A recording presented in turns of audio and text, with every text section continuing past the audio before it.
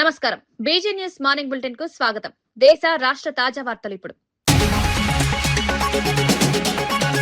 దేశానికే గర్వకారణంగా అమరావతి నిర్మాణం. ఆదర్శ రాజధానిగా అమరావతి లక్ష్యం. హైదరాబాద్ మించిన స్థాయిలో అభివృద్ధి, నాణ్యతతో నిర్ణీత గడువులో పనులు పూర్తి.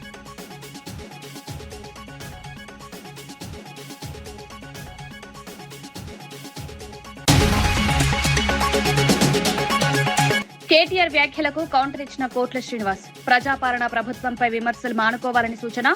సంక్షేమ పథకాలను విజయవంతంగా అమలు చేస్తున్నామని వ్యాఖ్య. ప్రజల మద్దతు ప్రభుత్వానికి.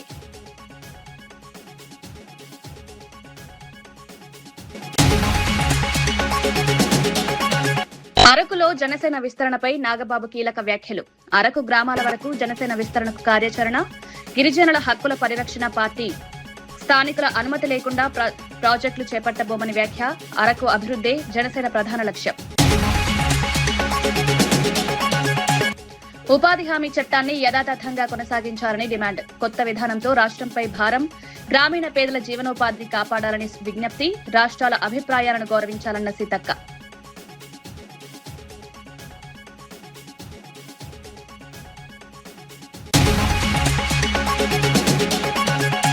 మెతుకు ఆనంద్పై కాంగ్రెస్ నేత సామ రామచంద్రారెడ్డి విమర్శలు. మాజీ ఎమ్మెల్యే ఇచ్చిన కాంగ్రెస్ నేత అవినీతి ఆరోపణలకు సమాధానం చెప్పాలని డిమాండ్. ప్రజల విశ్వాసంతోనే ఎన్నికల్లో విజయం.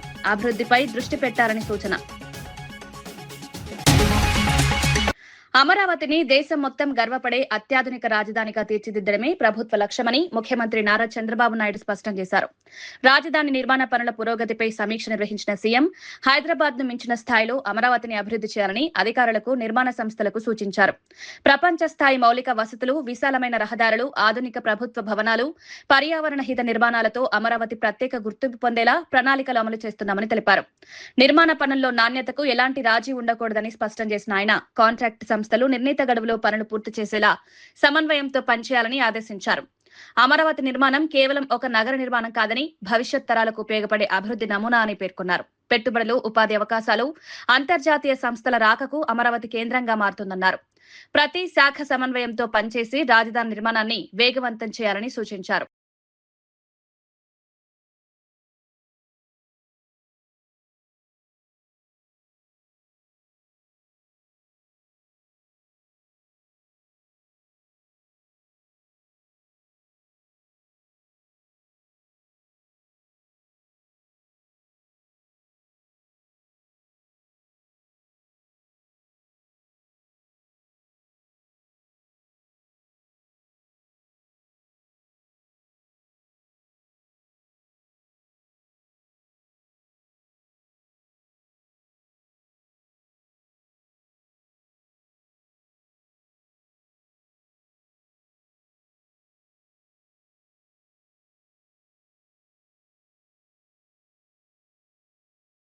పల్నాడు జిల్లా నర్సరావుపేటలో జనసేన పార్టీ నిర్వహించిన జిల్లా సమాచార సేకరణ సమావేశంలో మాజీ మంత్రి, పార్లమెంటు పరిశీలకుడు బాలినేని శ్రీనివాసరెడ్డి పాల్గొన్నారు.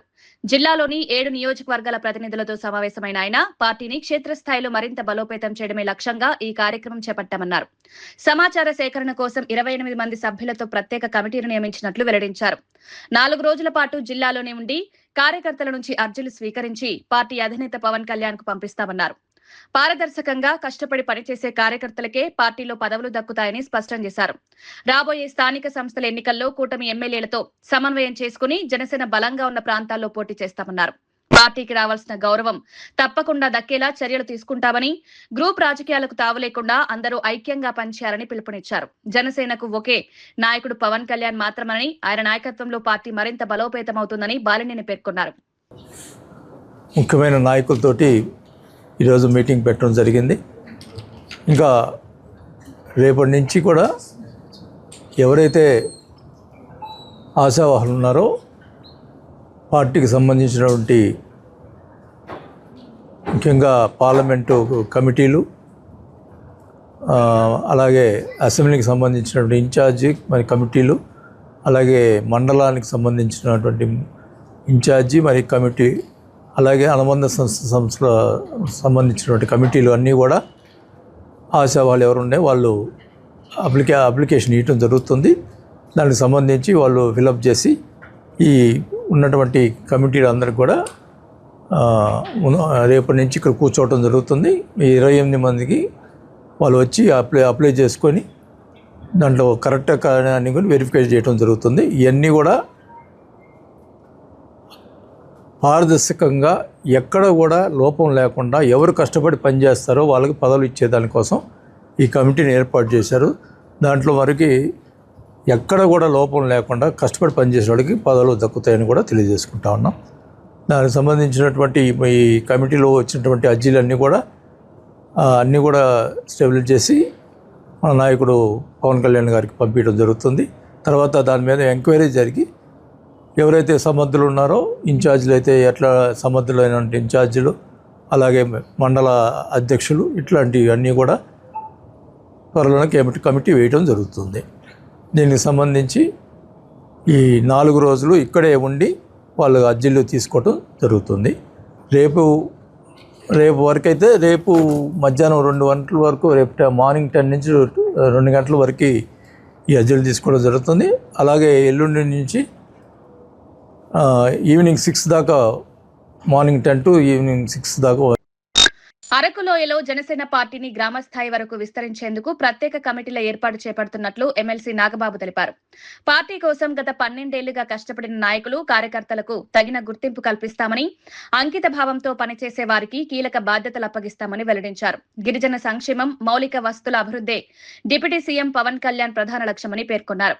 రాబోయే ఎన్నికల్లో అరకు, పాడేరు నియోజకవర్గాల్లో జనసేన బలంగా పోటీ చేస్తుందని ధీమా వ్యక్తం చేశారు.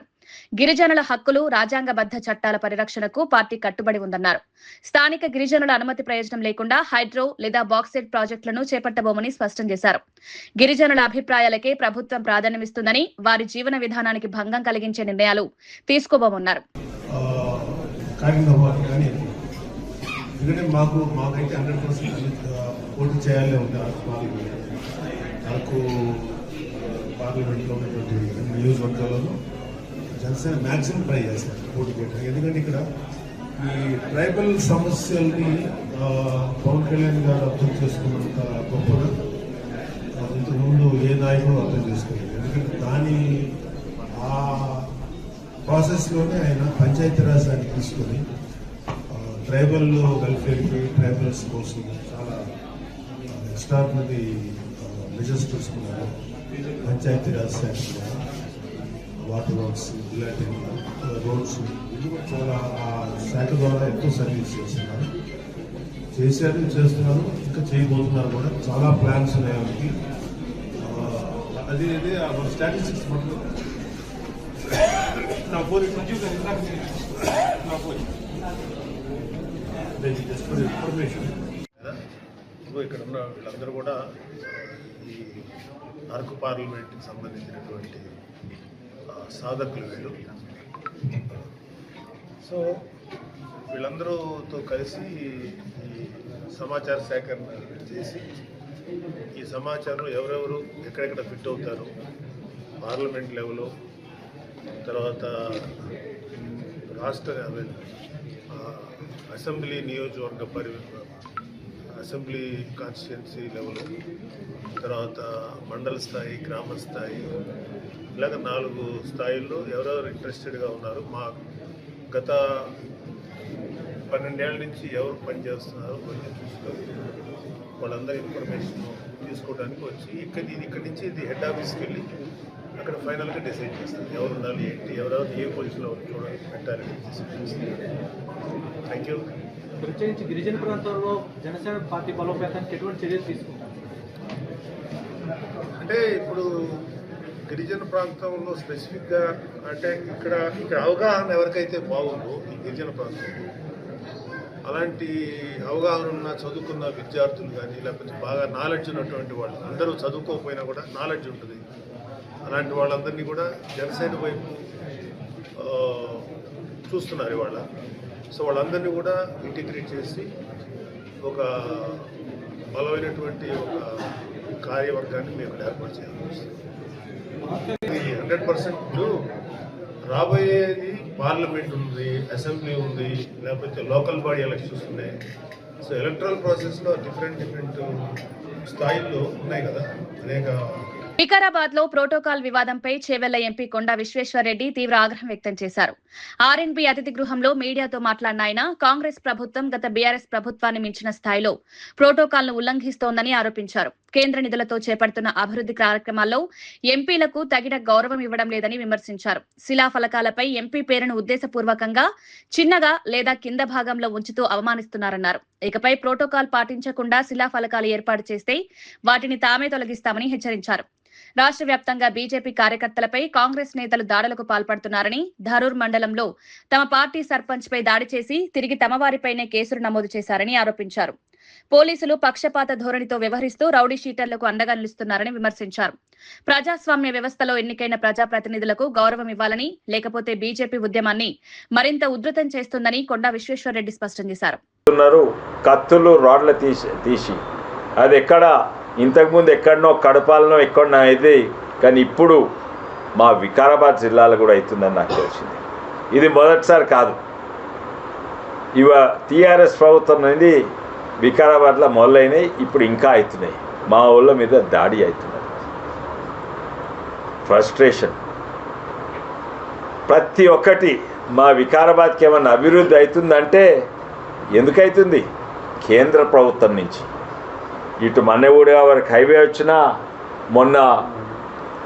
మొన్న సిఆర్ఎఫ్ ఫండ్ నుంచి రోడ్ వచ్చినా కూడా 30 కోట్లది, లేకుంటే రైలు లాగినా, రైల్వే స్టేషన్ మంచిగా, లేకుంటే రైతులకు ఇంతో అంతో వస్తుందంటే ఏదైనా కూడా మన కేంద్ర ప్రభుత్వం వల్ల రాష్ట్ర ప్రభుత్వం దివాలా తీసింది. ఇది ఒకప్పుడు ముఖ్యమంత్రి గారి కాడి నుంచి చిన్న కార్యకర్త వరకు బీజేపీ వేస్ట్. ఇక్కడి నుంచి మోడీ 100 రూపాయలు అక్కడ తీసుకొస్తుండ్రు, వాపసు ఇచ్చేది 20 రూపాయలు ఏదో లెక్కలు చెప్తుండ్రు. తెలిసినోడు తెలియనోడు, అధికారం ఉన్నోడు లేకుంటే చిన్న కాంగ్రెస్ కార్యకర్త 8 మంది ఎంపీలు వేస్ట్ అని అంటున్నారు. బీజేపీ ఎంపీలు మేము కాదయ్యా వేస్ట్, మీరు వేస్ట్, మీరు వేస్ట్. ఈరోజు వికారాబాద్ చూడండి.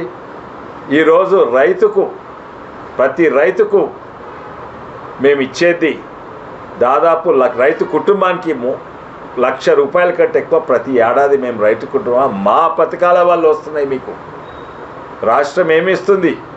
రోడ్లు చూడండి. రోడ్లు ఏ రోడ్లు?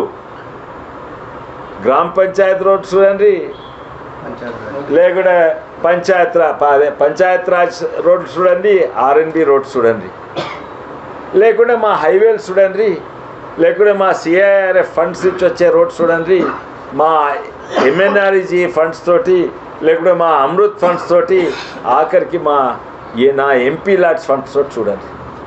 రోడ్లు అయ్యేవి ఇవి. నేను 200 రోడ్లు ఇచ్చిన వికారాబాద్కు. ఎంఎన్ఆర్ఈజీ తోటినే రోడ్లు, మున్సిపాలిటీల డ్రైనేజ్లు రోడ్లు అమృత్ స్కీమ్ కింద అవుతున్నాయి. గ్రామీణ ప్రాంతం CRIF funds Pradhan Mantri gram Sadak Yojana అందులో తక్కువ ఉంటాయి. మళ్ళీ నేషనల్ హైవేస్ రోడ్లు చూడండి. రైళ్ళు ఏమన్నా సమస్య ఉంటే నాకు చెప్తే, నేను రైల్వే మినిస్టర్ చెప్తే వీళ్ళకి వికారాబాద్ల ప్రజలకు, బషీరాబాద్ల ప్రజలకు. బీచ్ షాక్స్ ఏర్పాటుపై వస్తున్న విమర్శల నేపథ్యంలో ఆంధ్రప్రదేశ్ హోంమంత్రి వంగలపూడి అనిత కీలక వ్యాఖ్యలు చేశారు. ప్రభుత్వం బీచ్ షాక్స్ పైలట్ ప్రాజెక్టుగా అమలు చేస్తోందని స్పష్టం చేశారు. ముఖ్యమంత్రి చంద్రబాబు నాయుడు సూచనల మేరకు ప్రయోగాత్మకంగా ఈ ప్రాజెక్టును ప్రారంభించామన్నారు. ప్రాజెక్టు అమలులో ఎక్కడైనా లోపాలు, ప్రజల నుంచి అభ్యంతరాలు వస్తే వాటిని పరిశీలించి అవసరమైన మార్పులు చేస్తామన్నారు. పర్యాటక రంగాన్ని అభివృద్ధి చేయడం, ఉపాధి అవకాశాలు పెంచడం, తీర ప్రాంతాలను ఆకర్షణీయంగా తీర్చిదిద్దడం ఈ ప్రాజెక్టు ప్రధాన ఉద్దేశమని వివరించారు. రాష్ట్రంలో పర్యాటకాన్ని ప్రోత్సహించేందుకు ప్రభుత్వం కొత్త ఆలోచనలతో ముందుకు సాగుతోందన్నారు. ప్రజల సూచనలను గౌరవిస్తూ అన్ని అంశాలను సమీక్షిస్తామని, బీచ్ షాక్స్ ద్వారా పర్యాటకులకు మెరుగైన సౌకర్యాలు కల్పించడమే ప్రభుత్వ లక్ష్యమన్నారు. లేకపోతే ఒక రిక్రియేషన్ కు, లేకపోతే వాళ్ళు కాసేపు ఒక ఎంజాయ్మెంట్ కు మిగతా రాష్ట్రాలు, మన చుట్టుపక్కల రాష్ట్రాలకి వెళ్తున్నారు. అక్కడ కొన్ని ప్రయోగాలు జరుగుతున్నాయి. సో అటువంటి ప్రయోగం కనుక మన ఆంధ్రాలో జరిగితే టూరిజం డెవలప్ చేసేదానికి ఏదైనా ఆస్కారం ఉంటుందా అనేది ఒక పైలట్ ప్రాజెక్ట్ కింద టైం లిమిట్ పెట్టి, దానికి కూడా పర్ఫెక్ట్ పోలీస్ డిపార్ట్మెంట్ కి సంబంధించి వాళ్ళకి కూడా ఒక సెక్యూరిటీ పర్పస్ కూడా పెట్టుకొని ఒక స్టేట్ మొత్తం లేదా ఒక 2 దగ్గర ఇలాంటి ప్రయత్నం చేయడానికని ఈరోజు పైలట్ ప్రాజెక్ట్ కింద మనం ప్రయత్నం చేస్తాం. మీరన్నట్టు 1 minute బాబు ప్లీజ్, 1 minute. మీరు అన్నట్టు అక్కడ నిజంగా అటువంటి పరిస్థితులు ఏదైనా ఉన్నాయి అనుకుంటే ఈరోజు గవర్నమెంట్ డెఫినెట్గా దాని మీద చర్యలు తీసుకుంటుంది. దయచేసి నేను ఏమంటానంటే ఇది ఒక ప్రయోగం. ఆ ప్రయోగానికి ఈవెన్ మేము అందరం మాట్లాడుకునేటప్పుడు కూడా కేబినెట్లో దీని గురించి చర్చ వచ్చినప్పుడు కూడా సార్ చాలా క్లియర్గా చెప్పారు, ఇట్స్ ఏ పైలట్, ఒక ప్రయోగం చేస్తున్నాం. ఎలా ఉంటుంది, పబ్లిక్ ఎలాగా రిసీవ్ చేసుకుంటారు, టూరిజం ఎలా డెవలప్ అవుతుంది, at the same time police department ఎంతవరకు సపోర్ట్ చేయాలి, ఈవినింగ్ టైం పీరియడ్ ఎంతవరకు పెట్టుకోవాలి, ఇవన్నీ కూడా ఒక పారామీటర్స్ పెట్టుకునే గవర్నమెంట్ ఒక స్టెప్ వేసింది. ప్రజలకు ఇబ్బంది కలిగే పరిస్థితి ఏదొచ్చినా కూడా గవర్నమెంట్ ఇనిషియేషన్ తీసుకోదు. కాబట్టి ఒక ప్రయోగం ముందు ఒక 4 రోజులు 5 రోజులు జరిగితే తెలుస్తుంది. ఏంటండి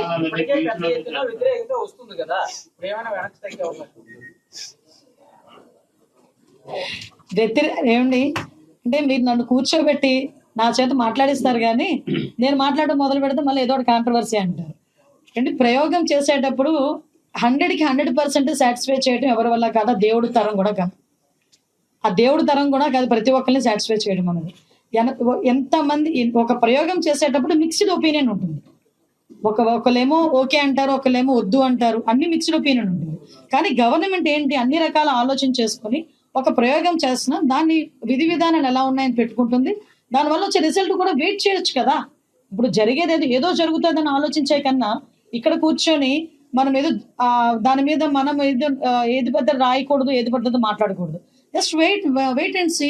నిజంగా అటువంటి పరిస్థితి వస్తాయి కనుక గవర్నమెంట్ వెనక్కి తగ్గడం ఏంటంటే ఆపుతాము అంతే తప్పించి మేము ఎప్పుడు కూడా పబ్లిక్ కి వ్యతిరేకంగా వెళ్తామని ఎప్పుడు చెప్పలేదు, వెళ్ళం కూడా. మన కల్చర్ వేరు, మనకి ఇక్కడ పుణ్యస్నానాలు అన్ని కూడా బీచ్ మీద జరుగుతుంటాయి, టెంపుల్స్ కూడా ఉన్నాయి. ముఖ్యంగా మహిళల నుంచి వ్యతిరేకత ఎవరు మాట్లాడుతున్నారు? సంఘాలన్నీ కూడా తీవ్రంగా. అనిల్ బాబు వాయిస్ వినిపించింది, మనిషికి అనిపించలేదు అంటే అనుకున్నాను. మమ్మీ అమ్మా బోత్ ఉంటాయి నాయన. నేను ఏమంటానంటే 2 ఉంటాయి ఒక దగ్గర. అంటే మనం తీసుకునే విధానం బట్టి ఉంటుంది, మనం చూసే చూపు బట్టి ఉంటుంది. నేను అదంట ఈరోజు ప్రతి ఒక్కరు విశాఖపట్నం టూరిజం డెవలప్ అవ్వాలి, టూరిజం డెవలప్ అయ్యేదానికి ఎంతవరకు తీసుకుంటున్నాం, అన్ని ఇనిషియేషన్స్ తీసుకుంటున్నాం. ఈరోజు టూరిజం డెవలప్ అవ్వడానికి ప్రభుత్వం ఈరోజు టూరిజంలో ఎంత మేరకు ముందుకెళ్ళిందో మీరు కూడా చూస్తున్నారు. ఇది అంటే ఇప్పుడు చాలా మంది చాలా స్టాటిస్టిక్స్ తీసుకున్నాం. మీకేమో ఇలా దీని నుంచి మాట్లాడితే నా గురించి ఏదో రకంగా మాట్లాడతారు. సో అన్ని ఆలోచన చేసుకొని ఒకసారి పైలట్ ప్రాజెక్ట్ కింద తీసుకున్నాం. దానికి కూడా ఇప్పుడు ఎక్కడైనా సముద్ర స్నానాలు చేసే పరిస్థితులు ఉన్నాయి. సముద్ర స్నానాలు అంటే దారి పొడుగునా కాదు కదా, కొంత టైం వాళ్ళకి ఒక ప్లేసెస్, ఇవన్నీ కూడా మీరు చెప్పిన సూచనలు 1 or 2 ఉన్నాయి కదా, వీటిని కూడా ఓవర్కమ్ చేయడానికి ఏం చేయాలని చూసుకుంటాం మేము కూడా. ఓకే, పబ్లిక్ కి ఇబ్బంది రాదు, టూరిజం పెరగాలి, పబ్లిక్ కి ఇబ్బంది రాదు, లా అండ్ ఆర్డర్ ఇష్యూస్ రాకూడదు, ఇవే మా మెయిన్ ప్రయారిటీ. దాని మీద ముందుకెళ్తాం. ముందు సహకరించండి, ముందు సహకరిస్తే తర్వాత ఏం జరుగుతుందని చూడొచ్చు. ముఖ్యమంత్రి రేవంత్ రెడ్డిపై మాజీ ఎమ్మెల్యే బొల్లం మల్లయ్య తీవ్ర విమర్శలు గుప్పించారు. 2034 వరకు తానే ముఖ్యమంత్రిగా ఉంటానంటూ రేవంత్ రెడ్డి చేసిన వ్యాఖ్యలు ప్రజలను తప్పుదారి పట్టించే ప్రయత్నమన్నారు. కాంగ్రెస్ హైకమాండ్ కు నచ్చినంత కాలమే ఆయన పదవి ఉంటుందని, అభివృద్ధి గురించి చెప్పకుండా ప్రతిపక్షాలపై వ్యక్తిగత విమర్శలు చేయడం సరైంది కాదన్నారు. మూసీ ప్రాజెక్టు పేరుతో రైతులు, పేదలపై ఒత్తిడి తీసుకురావడం అన్యాయమని ఆరోపించారు. ప్రజల భూములు, జీవనోపాధి దెబ్బతింటే బీఆర్ఎస్ ప్రజల తరపున పోరాటం చేస్తుందని స్పష్టం చేశారు. రైతుల ప్రయోజనాలను కాపాడాల్సిన ప్రభుత్వం వారిని భయపెట్టే విధంగా మాట్లాడడం బాధ్యతారాహిత్యమని విమర్శించారు. పరిస్థితులలో 34 వరకు ఉంటా అని చెప్పేసి ప్రగల్భాలు పలుకుతా ఉన్నావు. నీకు ఇచ్చిన అవకాశం, ప్రజలు ఇచ్చిన అవకాశాన్ని అభివృద్ధి కోసం ఆలోచన చెయ్యి.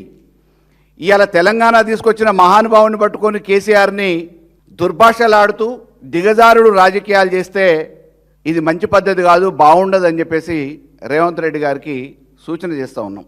నల్గొండ జిల్లాకు వస్తే నువ్వు ఎన్నికలప్పుడు కానీ ఈ 2.5 సంవత్సరాలకు కానీ చేయాల్సిన హామీలు ఏవైతే ఇచ్చినావో, ఎన్ని నెరవేర్చినావో చెప్పు. ఇంకేమేం చేయాలో చేసిన విజ్ఞాపన పత్రపూర్వకంగా లేకపోతే నీ సహచర మంత్రుల నుంచో ఎమ్మెల్యేల నుంచో తీసుకొని చేయాల్సిన అభివృద్ధి మీద దృష్టి పెట్టు.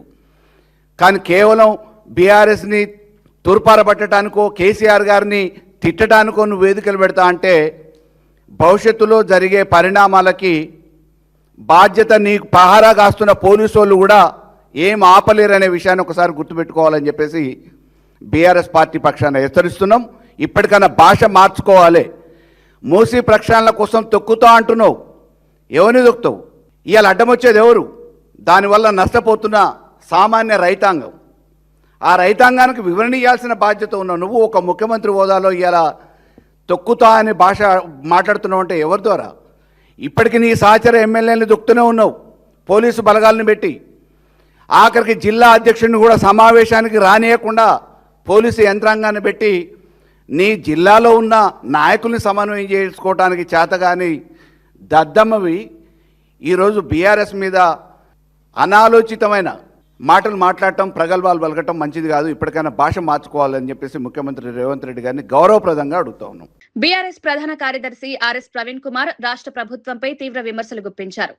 గద్వాల చేనేత కార్మికులను పక్కన పెట్టి గురుకుల విద్యార్థులకు అవసరమైన యూనిఫామ్లు, దుప్పట్లు, టవల్స్ సరఫరా కాంట్రాక్ట్ ను ఇతర రాష్ట్రాలకు చెందిన సంస్థకి ఇవ్వడం దురదృష్టకరమన్నారు.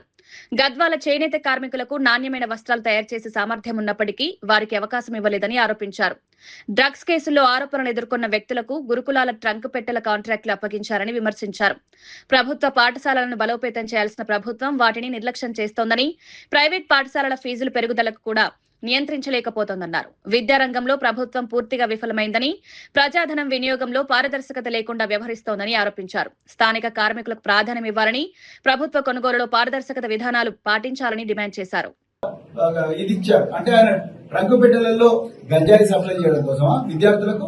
ఇలా స్కూళ్ల పరిస్థితి చాలా ఘోరంగా ఉంది. ఇలా ప్రభుత్వ స్కూళ్లలో పరిస్థితులు బాగాలేవని తల్లిదండ్రులందరూ కూడా ప్రైవేట్ స్కూళ్ళకు పంపిస్తుంటే ప్రైవేట్ స్కూల్ వాళ్ళు ఇదే సందట్లో సడేమియాలాగా మొత్తం కూడా రేట్లు పెంచేసారు, స్కూల్ ఫీజులు పెంచారు. ఇలా పిల్లల తల్లిదండ్రులు ఎక్కడి నుంచి తీసుకొస్తారు? మీరు రైతు బంధు ఇవ్వడం లేదు, రైతు రుణమాఫీ ఇవ్వడం లేదు, మద్దతు ధర ఇవ్వడం లేదు. మొక్కజొల్లని కలెక్ట్ చేసిండ్రు కానీ మద్దతు ధర ఎక్కడున్నది? ఎక్కడి నుంచి వస్తున్నది? రైతులకు రావాల్సిన బోనస్ ఇస్తున్నారా? ఇవ్వడం లేదు. సో ఇన్ని సమస్యలు ఉన్నప్పుడు మళ్ళీ మీరు ప్రైవేట్ స్కూల్ యజమానులు ఫీజులు వేస్తే వాళ్ళు ఎక్కడి నుంచి తీసుకొస్తారు?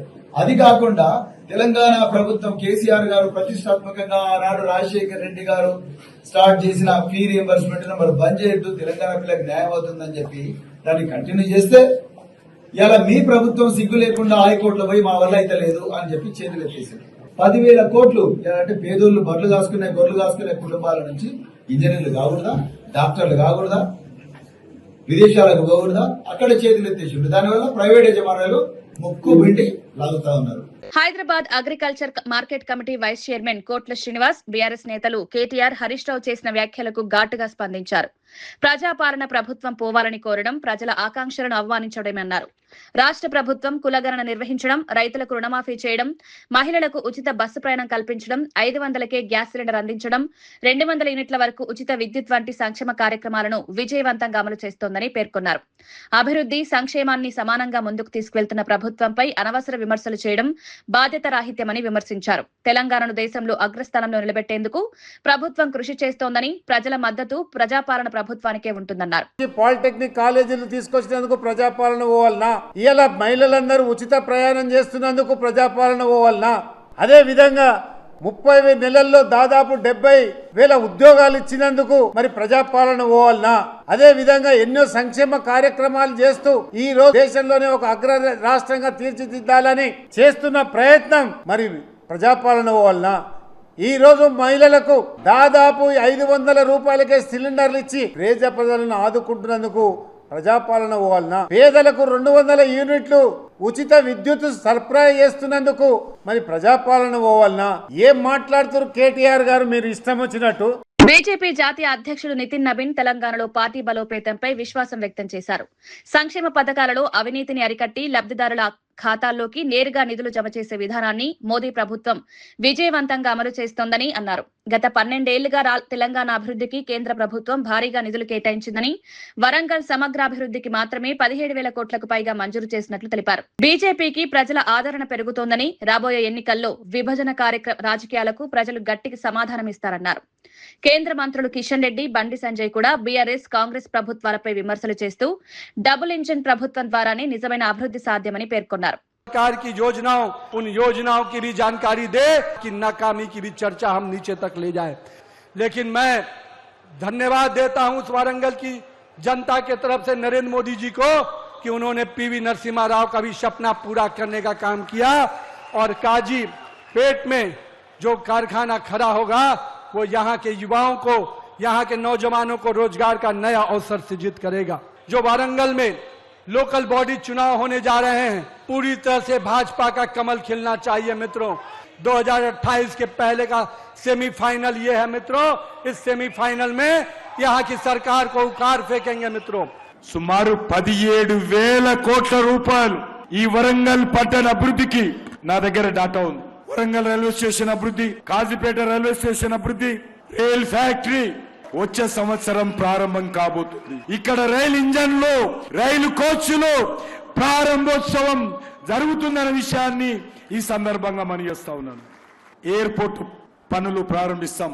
పిఎం మెగా టెక్స్టైల్ పార్క్ మంజూరు చేసిన విషయాన్ని మనం చేస్తా ఉన్నాను. కేంద్ర ప్రభుత్వము ఏం చేసిందనే విషయాన్ని ఈ సందర్భంగా వాళ్ళు మాట్లాడుతూ ఉన్నారు. మరి మీరేం చేశారో చూపియండి. తెలంగాణను నిలువునా ఈ రెండు పార్టీలు ముంచారు. డబుల్ ఇంజన్ సర్కార్గా ఈసారి భారతీయ జనతా పార్టీకి ఓటేస్తామని బీజేపీ రావాలి. అప్పుడే ఈ తెలంగాణ అభివృద్ధి చెందుతుంది.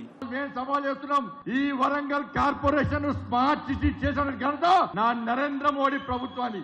20 పైసలు స్మార్ట్ సిటీ పైసలు డైవర్ట్ చేసిన కరీంనగర్ ఎందుకు అభివృద్ధి చెందింది? వరంగల్ స్మార్ట్ సిటీగా ఎందుకు అభివృద్ధి చెందలేదు? వరంగల్ ఇచ్చిన పైసలు ఏడవేనయో బీఆర్ఎస్ పార్టీ నాయకులు ప్రశ్నించాలి. చిన్నపాటి వర్షానికే వరంగల్ మునిగే పరిస్థితి నా స్మార్ట్ సిటీ పైసలు ఏడవేనయో మీరు అడగాలని లేదన్నా. భాగ్యనగర్ తర్వాత కేంద్ర ప్రభుత్వం అత్యధిక నిధులు ఇచ్చినటువంటి ఇలా వరంగల్ కార్పొరేషన్. ఎప్పుడు ఎన్నికలు వచ్చినా తెలంగాణ రాష్ట్రంలో ఎగిరేది కాషాయపు జెండా. ఈ తెలంగాణ గడ్డ మీద ఎగురుతున్న విషయాన్ని ఒక్కసారి గుర్తుంచుకోండి. తెలంగాణ మంత్రి సీతక్క కేంద్ర ప్రభుత్వాన్ని ఉపాధి హామీ చట్టాన్ని యథాతథంగా కొనసాగించాలని కోరారు. ఢిల్లీలో కేంద్ర గ్రామీణాభివృద్ధి శాఖ మంత్రి శివరాజ్ సింగ్ చౌహాన్ అధ్యక్షతన జరిగిన సమావేశంలో పాల్గొన్న ఆమె ప్రతిపాదిత వీబీజీ రామ్జీ పథకంపై తెలంగాణ ప్రభుత్వ అభ్యంతరాలను వివరించారు.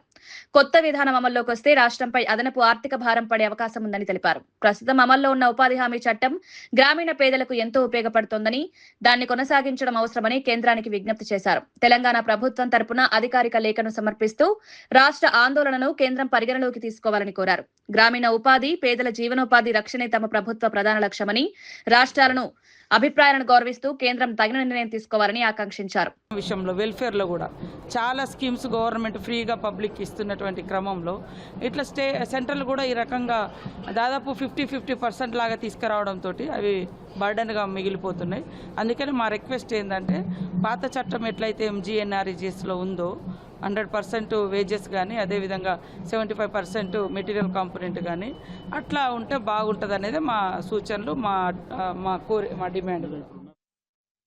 కడప జిల్లా బద్వేల్ మండలంలో ప్రభుత్వ భూముల ఆక్రమణలను వెంటనే గుర్తించి తొలగించాలని డిమాండ్ చేస్తూ సిపిఐ నాయకులు ఎంఆర్ఓ కార్యాలయం ఎదుట ధర్నా నిర్వహించారు. ప్రభుత్వ భూములను కొందరు అక్రమంగా ఆక్రమిస్తున్నప్పటికీ అధికారులు నిర్లక్ష్యంగా వ్యవహరిస్తున్నారని ఆరోపించారు.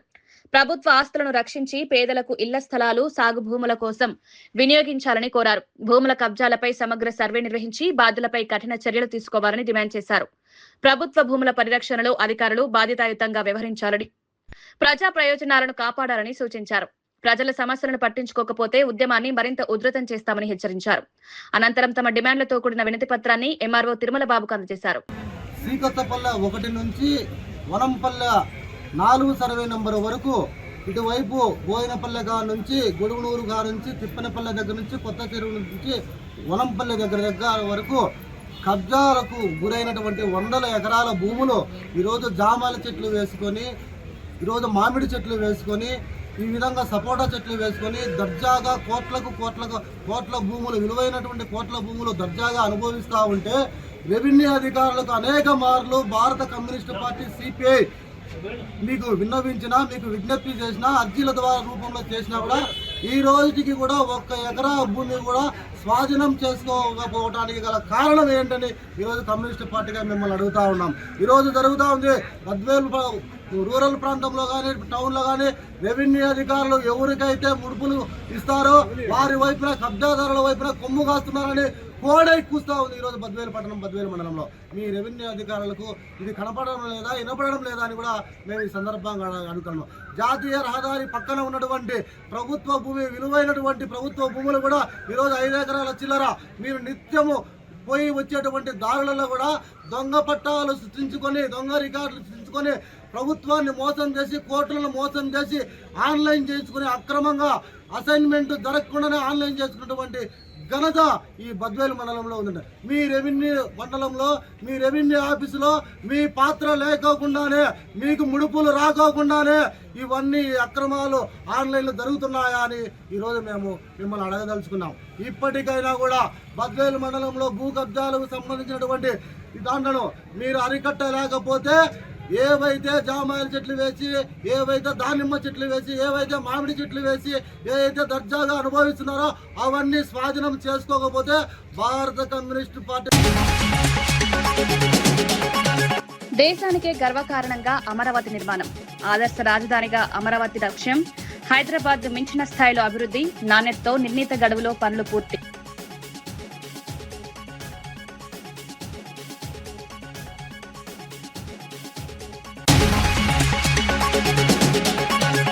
కేటీఆర్ వ్యాఖ్యలకు కౌంటర్ ఇచ్చిన కోట్ల శ్రీనివాస్, ప్రజాపాలన ప్రభుత్వంపై విమర్శలు మానుకోవాలని సూచన, సంక్షేమ పథకాలను విజయవంతంగా అమలు చేస్తున్నామని వ్యాఖ్య, ప్రజల మద్దతు ప్రభుత్వానికి.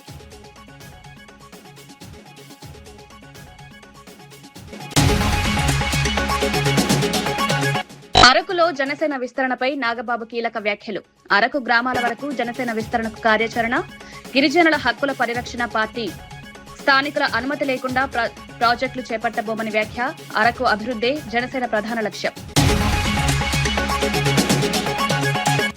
ఉపాధి హామీ చట్టాన్ని యథాతథంగా కొనసాగించాలని డిమాండ్, కొత్త విధానంతో రాష్ట్రంపై భారం, గ్రామీణ పేదల జీవనోపాధిని కాపాడాలని విజ్ఞప్తి, రాష్ట్రాల అభిప్రాయాలను గౌరవించాలన్న సీతక్క.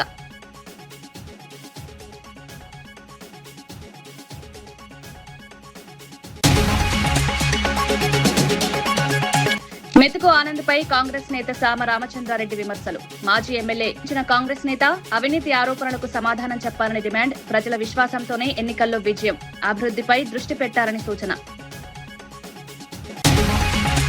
మరిన్ని వార్తలతో మళ్ళీ కలుద్దాం. నమస్కారం.